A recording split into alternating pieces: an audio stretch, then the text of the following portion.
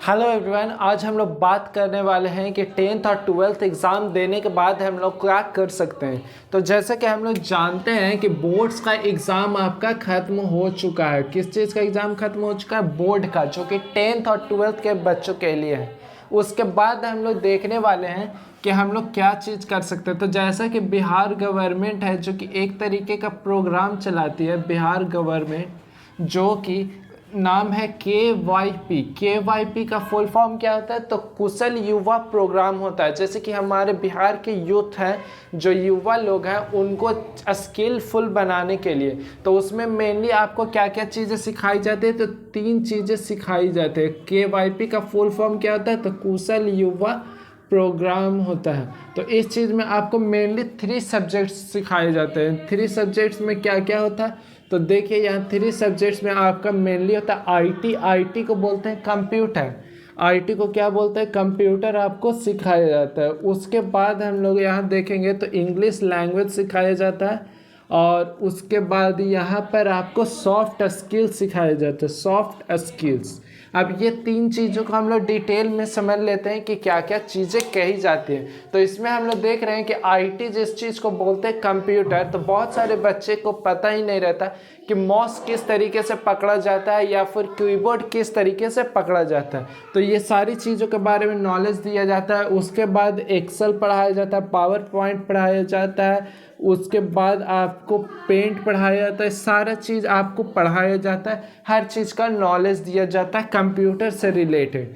उसके बाद सेकंड चीज़ होती है जो कि इम्पॉर्टेंट होती है, इंग्लिश लैंग्वेज। इंग्लिश लैंग्वेज क्यों इम्पॉर्टेंट होती है? तो इंग्लिश लैंग्वेज होता है जो कि इंटरनेशनल लैंग्वेज है। किस चीज़ का लैंग्वेज? इंटरनेशनल। मतलब आप किसी भी दुनिया के कोने में चले जाइए, आपको अगर किसी भी तरीके का कोई लैंग्वेज नहीं आता, तो हम लोग एक दूसरे से किस लैंग्वेज में कनेक्ट करते हैं? तो इंग्लिश, अंग्रेजी भाषा में कनेक्ट करते हैं। तो वो चीज़ें हैं कि हर जगह पे आपको एप्लीकेबल होता है, तो आप पूरे दुनिया में हर जगह पर समझ सकते हैं चीज़ों को, अगर आपको अंग्रेजी आती है। और थर्ड होता है सॉफ्ट स्किल।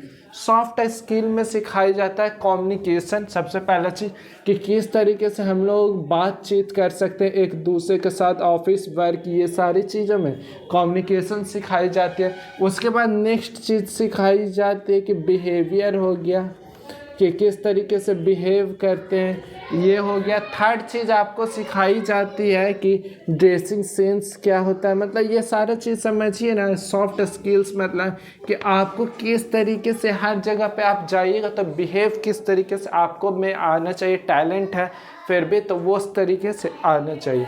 उसके बाद देखिए इसमें फ़ी कितना लगता है? तो यहाँ पे सिक्योरिटी फ़ी लगती है, जिस चीज़ को बोलते हैं कि 1000 आपको लगता है, 1000 आपको लगता है। और ये आपको वापस हो जाता है जब आप कोर्स कंप्लीट कर लीजिएगा, तब आपको वापस हो जाता है, और उसके बाद आपको सर्टिफिकेट दिया जाता है।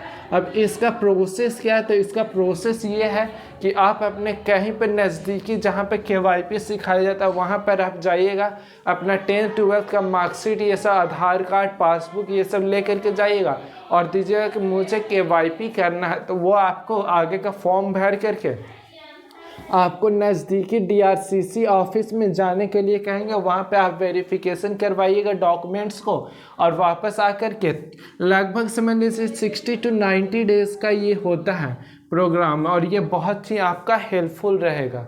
और इस पर आपको समझिए लगभग एक बच्चे पे आपको 8000 रुपया खर्च करती है बिहार सरकार। तो ये आपके लिए बहुत ही मददगार हो सकता है। तो अगर आपको KYP करनी है तो आप कर सकते हैं। आज के लिए इतना, मिलते हैं नेक्स्ट वीडियो में। Thank you.